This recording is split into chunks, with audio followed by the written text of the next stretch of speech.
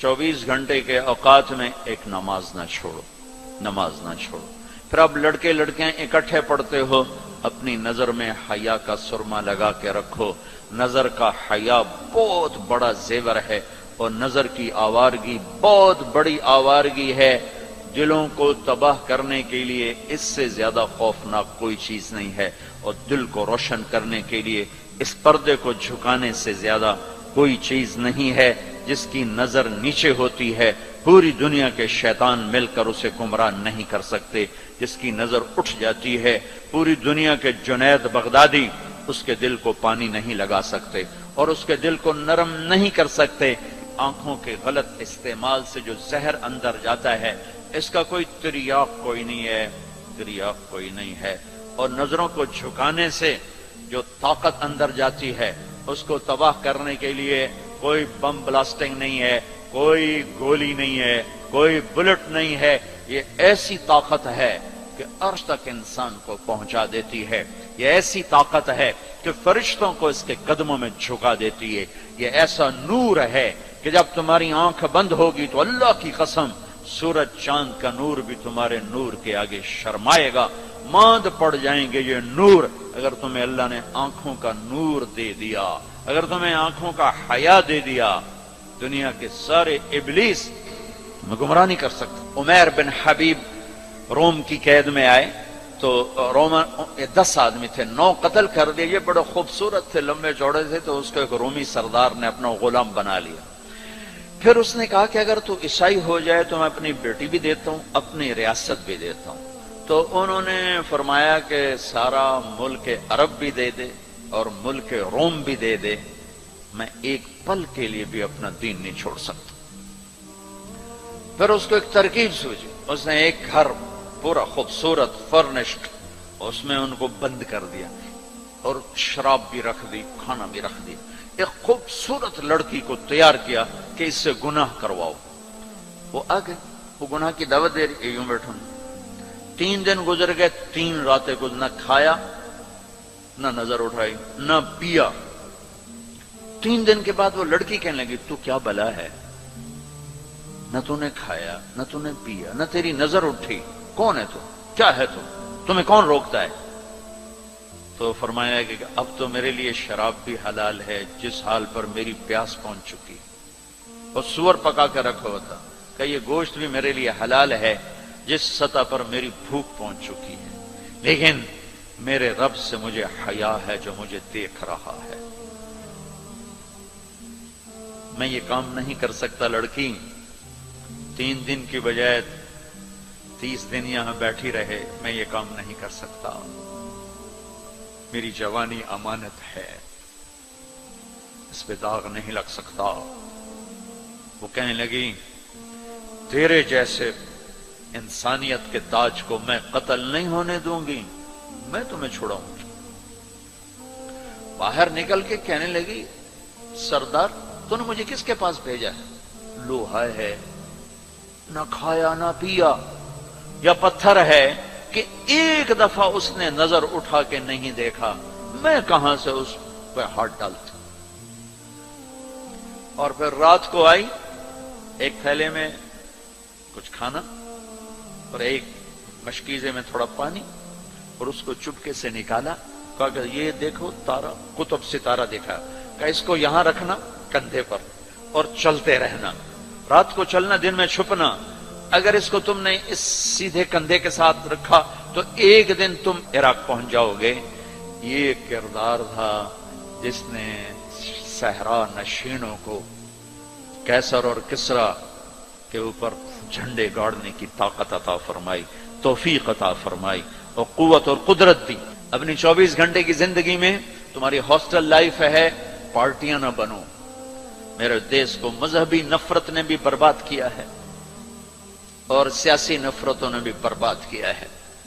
सारा मुल्क जवाल का शिकार है। मैं सियासतदानों का सिर्फ गिला नहीं करता हूं, मेरा तो रेडी पे सेब बेचने वाला भी बददियानत है, खाइन है। तो मैं सियासतदानों का गिला क्या करूं, मैं अफसरान का, ब्यूरोक्रेसी का रोना क्या रोऊं। हमारा तो चपड़ासी भी बददियानत है। अल्लाह उसके रसूल की गुलामी को ढूंढो ढूंढो, مذہبی نفرتوں کا شکار مت ہو. ہماری نسلوں میں بڑے دکھ سے یہ باتیں کہہ رہا ہوں کہ جیسی نفرت میں نے پاکستان میں دیکھی ہے مذہب کی، پوری دنیا میں کہیں نہیں دیکھی. مذہب کا اختلاف کب نہیں تھا؟ میرے نبی کی موجودگی میں صحابہ میں اختلاف تھا، نبی کی موجودگی میں اختلاف تھا. اختلاف ختم ہی نہیں ہو سکتا. محبت کرنا سیکھو، محبت کرنا سیکھو، محبت کرنا سیکھو.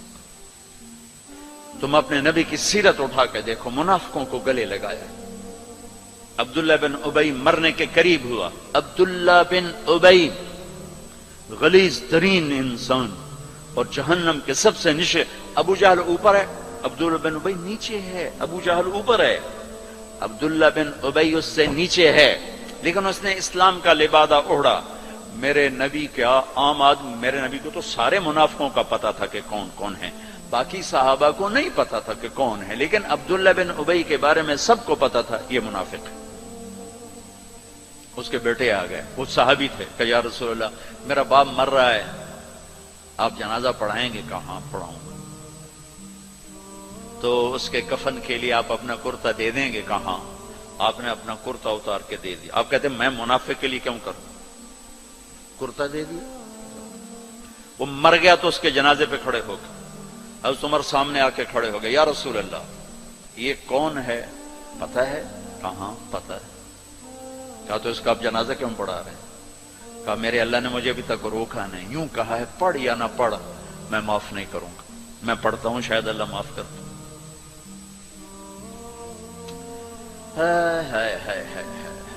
ایک جگہ تھا وَإِن تَسْتَغْفِرْ لَهُمْ 70 مَرَّةً فَلَن يَغْفِرَ اللَّهُ لَهُمْ. اے میرے نبی 70 دفعہ پڑھ دے جنازہ میں پھر بھی معاف نہیں کروں گا. تو میرے نبی نے فرمایا ہے اگر میرا اللہ کہتا کہ اے میرے محبوب اگر آپ 70 دفعہ ان کے لیے دعا کریں گے جنازہ میں معاف کر دوں گا، تو ہم نے کہا میں اس کم وقت کا 70 دفعہ جنازہ پڑھا دیتا. اس کے امتی ہو کر سلام کا جواب نہ دیں، ایک دوسرے کے پیچھے نماز نہ پڑھیں اور کفر کے فتوے لگائیں. اور آپ نے پڑھا دیا اور فرمایا ابھی مجھے اللہ نے روکا نہیں، اختیار دیا ہے شاید بخشا جائے. وہ اس کی میت کو لے کر گئے، وہ جلدی نکل گئے، اب ذرا پیچھے رہ گئے، تو اس کو قبر میں اتار دیا تھا. ہم نے کہا باہر نکالو. اس کی میت کو باہر نکالا، اپنا لعاب اپنی انگلی پہ لگایا اور اس کے منہ میں ایسا ڈالا کہ شاید اللہ اس کی تو فعل ہی اس کی بخشش فرما دے. اس منظر کو دیکھ کر 100 منافق کلمہ پڑھ گئے. 100 منافق کلمہ پڑھ گئے. میرے بچوں ایسے علماء کا اعلی کار مت بنو جو تمہیں دست و گرے باں کر دیں، جو تمہیں مسلمان کو کافر پیش کریں. مسلمان بنو، مومن بنو، مسلمان بنو. اللہ نے ہمارا نام یا مسلم رکھا یا مومن رکھا. میرا تیرا تعارف ایمان ہے، اسلام ہے. ایک دوسرے سے ایسی نفرت، امت تو ختم ہو گئی، گروہ بن گئے، فرقے بن گئے، ٹکڑے ٹکڑے ہو گئے. تو اللہ کی مدد کس پر آئے؟ کس پر آئے؟ کیوں آئے؟ ادھر مذہب کے نام پہ نفرت اور ادھر تہذیب کے نام پہ ننگا پن اور ناچ آوارگی. کدھر اللہ کی مدد آئے؟ مسلمان بن کے رہو.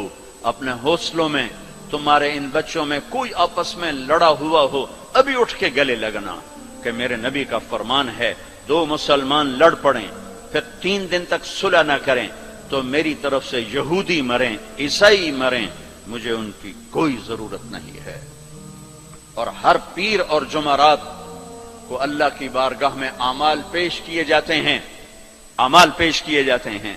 جب 2 مسلمان، 2 عورتیں، 2 مرد، 2 نوجوان، 2 لڑکیاں، 2 لڑکے، 2 بھائی، 2 پڑوسی آپس میں لڑے ہوئے ہیں، سلام دعا نہیں ہے، جب تک یہ توبہ نہیں کرتے مجھے ان کا کوئی عمل قبول نہیں ہے. میرے بچوں میں نے حوصل لائف گزاری ہے. ہم تو جانور تھے اور اس زمانے میں ایسے تبلیغ کا کام بھی نہ تھا. میں نے تمہیں پہلے بتایا کہ 2-3 لڑکے اقبال حوصل کے لان میں نماز پڑھ رہے ہوتے تھے، وہ باغیچے میں نماز کا کسی کو پتہ ہی نہیں تھا. اب تو ماشاءاللہ بہت بہار ہے. لیکن ایک بات یہ تھی کہ مذہب کا بھی پتہ کوئی نہیں جانتا تھا فرقہ کیا ہوتا ہے، اور یہ وہ فرقہ ہے، یہ وہ فرقہ ہے. سب مسلمان بن کے رہتے تھے، ہوتے غافل تھے، پتہ کچھ نہیں تھا. تو آج تو ماشاءاللہ بہت بیداری ہے. اللہ تعالیٰ آپ کو جزائے خیر عطا فرمائے. محبت سے رہو، الفت سے رہو، نفرتوں سے. ہماری آپس میں لڑائیاں ہوتی تھی، مذہب کے نام پر نہیں، سیاست کے نام پر نہیں. ویسے ہی وڈا کون ہے، میں وڈو دا میں چودھری ہوں دا میں وڈا ذمہ دار دا پتر، میں وڈے ذمہ دار دا پتر، اس پہ لڑتے تھے. ویسے کبھی مذہب کے نام پہ ہوں اور کبھی سیاسی، ایسا کبھی نہیں تھا. ہمارے ایک وارڈن آئے، طالب صاحب رحمت اللہ علیہ، بڑے نیک استاد تھے لیکن تھے بڑے سخت. یہ استادوں سے کہتا ہوں ڈنڈے نہ اٹھاؤ، محبت کے پھول دو. وہ استاد نہیں ہے جس کے نہ آنے کی کمی طلبہ محسوس نہ کر کہ آج ہمارے ٹیچر نہیں آئے یار.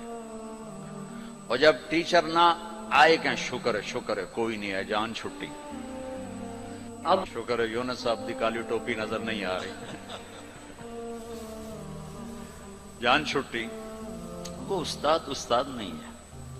باپ گھر میں داخل ہو اور بچے ادھر چھپ رہے ہوں کہ ہیڈ ماسٹر آ گیا، پیو نہیں ہیڈ ماسٹر آ گیا ہے، تو وہ باپ نہیں ہے، ناکام باپ ہے.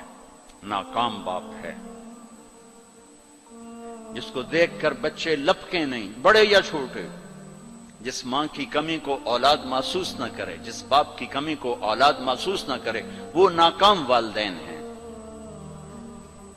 ڈنڈا، سختی، یہ میرے نبی کا طریقہ نہیں ہے. محبت محبت محبت.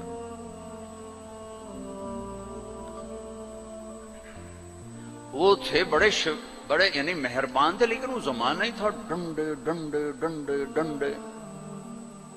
کان پکڑو ڈنڈے، کان پکڑو ڈنڈے. سختی سے بچے جھوٹ بولتے، اور استاد کی سختی سے لڑکا جھوٹ بولتا. والدین کی سختی سے اولاد جھوٹ بولتی. والدین اپنے بچوں سے دوستی لگانے کے بجائے ماں باپ بن کے دکھاتے ہیں، تو وہ اوروں کو دوست بناتے ہیں. جب وہ اوروں کو دوست بناتے ہیں تو وہاں سے غلط فیڈ ہوتا ہے، پھر غلط راہوں پہ چلتے. چوتھی جماعت میں پڑھتا تھا. ماسٹر شفیع صاحب رحمت اللہ علیہ ہمارے استاد تھے. بڑے مہربان، ہمدرد، لیکن بہت سخت، بہت مارتے تھے. سردیوں کے دن تھے اور ہم کوئی 20 لڑکے تھے چوتھی جماعت میں. میں بیٹھا تھا 12ویں نمبر پر، اور انہوں نے سوال لکھایا سلیٹ پر. کوئی اوکھا سا سوال تھا، وہ کسی کو نہیں آیا. پہلا لڑکا اٹھا، سوال غلط، ٹھو ٹھو ٹھو ٹھو ٹھو ٹھو. میں نے دیکھا مجھے بھی نہیں آتا، میرے پسینے چھوٹ گئے. میں کہہ لے آج خیر کوئی نہیں. پھر دوسرے کی باری آئی، ٹھو ٹھو ٹھو ٹھو ٹھو. پھر میں نے سوال کو سوچنا چھوڑ دیا کہ میں جان بچانے کے لیے سوچنے لگا کہ آج میں جان کے میں بچاؤں کہ ڈنڈے نہ پڑیں. اب وہ قریب آ رہے ہیں اور میرا کمپیوٹر ادھر چل رہا ہے، یا اللہ کہ میں آج بچا سوٹیں تو بچا سوٹیں تو بچا. جب رہ گئے نا کوئی 3 لڑکے تو ایک دم میرا کمپیوٹر کھل گیا. ہماری تہذیب ثقافت گاؤں کی یہ تھی کہ ہمارے ٹیچروں کو والد صاحب گندم بھیجتے، چاول بھیجتے، گھی بھیجتے، مکھن بھیجتے. موسم کے پھل، آم ہے، کنو ہے، مالٹا ہے، امرود ہے، مٹھا تھا، لیمو تھا، بہت کچھ. بڑا باغ کا بڑا شوق تھا. اور مرچیں، نمک، ہر چیز جاتی تھی. اور کوئی یہ رشوت نہیں ہوتی تھی. یہ وہ ہمارے والدین سعادت سمجھتے تھے کہ بھئی ہم اپنے بچوں کے استادوں کی خدمت کریں، سعادت سمجھتے تھے. اب میں سوچ میں پڑا بھئی اب میں کیا کروں. تو کوئی موسم کا پھل سامنے کوئی نہیں، کنک بھی کوئی نہیں، چاول بھی کوئی نہیں. ہن میں کی کرا؟ تو مجھے یاد آیا کہ مرچیں ہیں. میں اٹھا، جب 3 رہ گئے، چوتھا میں، تو میں اٹھا. میں کہا استاد جی ابا جی آندے پیان کل مرچاں توڑے گھر اپڑ جیسا. انہوں نے کہا ٹھیک ہے میرا پتر، ٹھیک ہے، تو بیٹھ جا، تو بیٹھ. میں ڈنڈوں سے بچ گیا. یہ جھوٹ مجھے کس نے بلوایا؟ میرے استاد نے بلوایا. بچہ تو ایک یہ پھول ہوتا ہے، اس کو یوں تھپڑ مارو تو یہ مسئلہ جائے گا.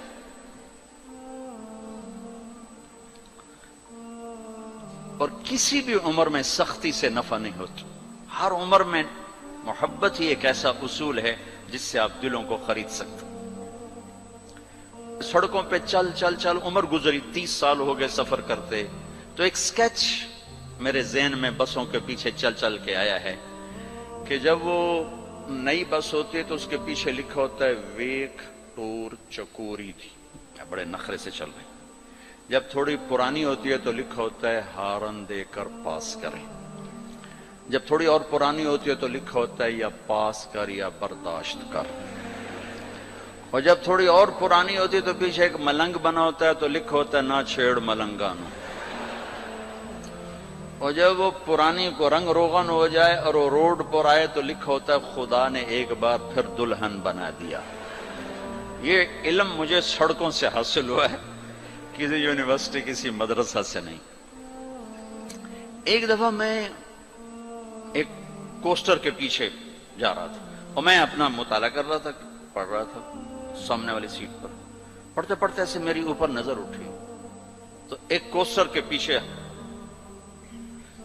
گاڑی تھی. میری نظر پڑی تو اس کے پیچھے 2 بول لکھے ہوئے تھے، 2 جملے. اس نے یہ سارے دھونے دھو دیے کہ ایسا خوبصورت میں نے کہیں دیکھا ہی نہیں. یہاں لکھا ہوا تھا بہت بڑا کر کے دل ایسے، اور آگے یوں بنا کے آگے لکھا ہوا تھا برائے فروخت. دل برائے فروخت. دل کے نیچے لکھا ہوا تھا قیمت، آگے لکھا تھا ایک میٹھا بول. ایک میٹھا بول.